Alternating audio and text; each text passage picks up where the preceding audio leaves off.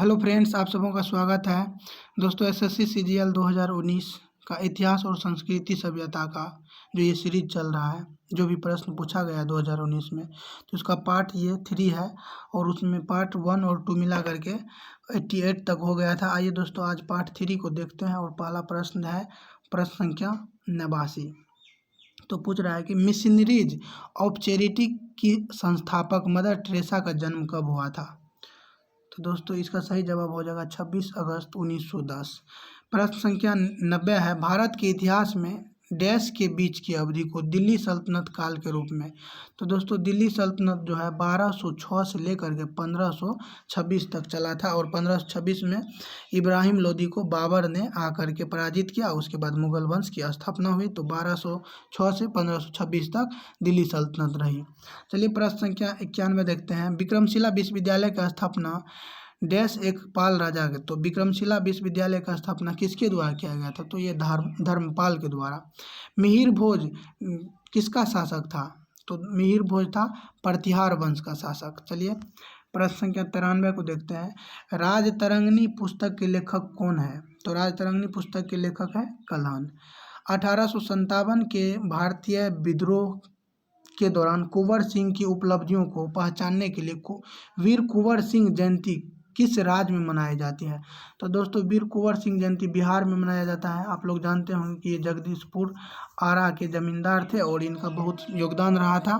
तो प्रश्न क्या अगला देखिए कि 95, मराबत और बदगयास डैश राज्य में मनाया जाने वाला एक त्यौहार है। यानी पूछ रहा है कि मराबत और बदगयास किस राज्य में मनाया जाने वाला एक त्यौहार है जिसमें सामाजिक कुरीतियों का विरोध किया जाता है और सामाजिक कुरीतियों को अंजाम देने वाले लोगों के पुतले के साथ जुलूस निकाला जाता है।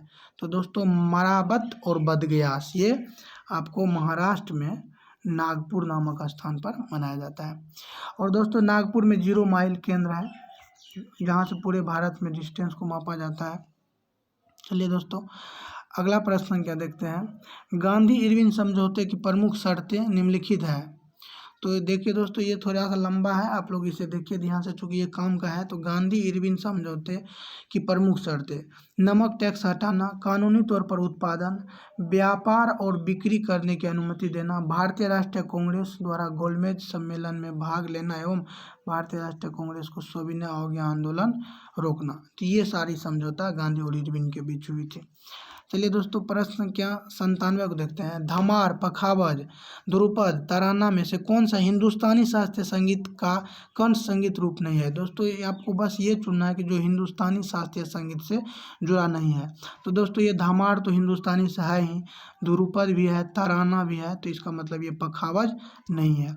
चलिए प्रश्न संख्या 98 को देखते हैं, वर्ष 1556 में मुगल साम्राज्य का सिंहासन किसे प्राप्त हुआ। तो दोस्तों, मुगल साम्राज्य का सिंहासन प्राप्त हुआ 1556 में। आप लोग जानते होंगे कि ये अकबर को प्राप्त हुआ था। चलिए अगला प्रश्न है, खजुराहो मंदिर किस राज्य में है। तो दोस्तों, खजुराहो मंदिर मध्य प्रदेश में है।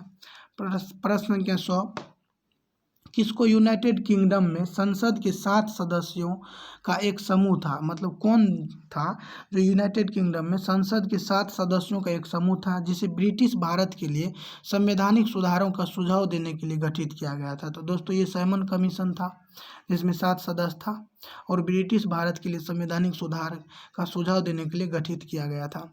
चलिए प्रश्न संख्या 101 देखते हैं, किसको दिल्ली के सिंहासन पर बैठने मतलब यहाँ डैश का मतलब आप समझिएगा कि मैं यहाँ कुछ अपने तरह जोड़ के बोलूँगा। जैसे किसे दिल्ली के सिंहासन पर बैठने वाली पहली और एकमात्र मुस्लिम महिला थी। यानी कौन थी जो दिल्ली के सिंहासन पर बैठने वाली पहली और एकमात्र मुस्लिम महिला थी। तो दोस्तों, रजिया बेगम। चलिए प्रश्न संख्या 102 देखते हैं, डैश ने अमृतसर में स्वर्ण मंदिर के नाम से विख्यात विश्व प्रसिद्ध हरमंदिर साहिब का निर्माण किया। तो दोस्तों, ये क्या था, अमृतसर में स्वर्ण मंदिर के नाम से विख्यात विश्व प्रसिद्ध हरमंदिर साहिब का निर्माण ये गुरु अर्जुन देव के द्वारा किया गया था। आइए अगला प्रश्न देखते हैं, प्रश्न संख्या 103, कुतुब मीनार का नाम सूफी संत कौन है जिसके नाम पर रखा गया। तो कुतुब मीनार का नाम ख्वाजा कुतुबुद्दीन बख्तियार काकी के नाम पर रखा गया। प्रश्न संख्या 104, किसके शासनकाल में चीनी यात्री हैंसांग भारत आए थे। तो दोस्तों ह्वेनसांग हर्षवर्धन के काल में आया था। प्रश्न संख्या 105, हुमायूं ने अपनी सत्ता को पुनः प्राप्त करने के लिए किस सूरी राजा को हराया था?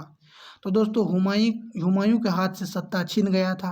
पुनः प्राप्त करने के लिए इन्होंने सिकंदर सूरी को हराया था। सिखों के 10 गुरुओं में से 5वें गुरु कौन थे?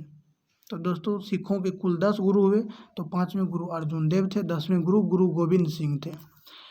मैंगलोर की संधि पर, प्रश्न संख्या 107, मैंगलोर की संधि पर ब्रिटिश ईस्ट इंडिया कंपनी को डैश के बीच हस्ताक्षर किए गए?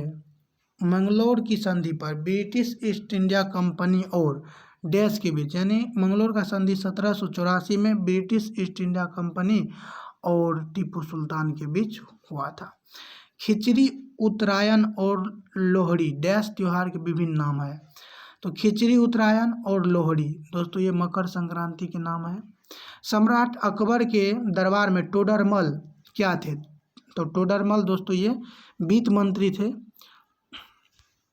प्रश्न संख्या 110 है, जब हार निश्चित हो जाती थी तो डैश पुरुषों को साका या शक नामक एक अनुष्ठान करना होता था, जो कि उनकी अंतिम लड़ाई थी जिससे वे वापस नहीं आ सके। दोस्तों प्रश्न संख्या 110 देखिए, जब हार निश्चित हो जाती थी तो डैश पुरुषों को साका नामक एक अनुष्ठान करना होता था। मतलब किस नाम के अनुष्ठान करना होता था?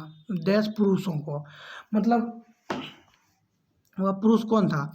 तो हार निश्चित हो जाती थी तो ये राजपूत पुरुषों को, जो राजपूत राजा होता था, उनके द्वारा साका या शक नाम के एक अनुष्ठान करना होता था। प्रश्न क्या 11 है और ये लास्ट प्रश्न है। तो प्रश्न क्या 11 कह रहा है कि डैश ने आगरा को अपने साम्राज्य की राजधानी बनाया था? तो दोस्तों सिकंदर लोदी ने आगरा को अपने साम्राज्य की राजधानी बनाया था और आगरा को 1904 में स्थापना किया था और 1906 में सिकंदर लोदी ने राजधानी बना लिया था। चलिए दोस्तों बस ये यहाँ ख़त्म हुआ। अब मैं फिर अगला लेकर के आऊँगा एक, जिसमें एक प्रश्न संख्या 1 से होगा। तब तक आप लोग दोस्तों अपना तैयारी करते रहिए। अभी नवरात्रि चल रहा है तो उसमें आप लोग दोस्तों बिजी मत होइएगा ज़्यादा, क्योंकि आप लोग ये बात जान लीजिए कि अधिकांश लोग उसी में बिजी रहेंगे और जो लोग कुछ हैं जो उनसे हट करके काम करेंगे उन लोगों का रिजल्ट होगा।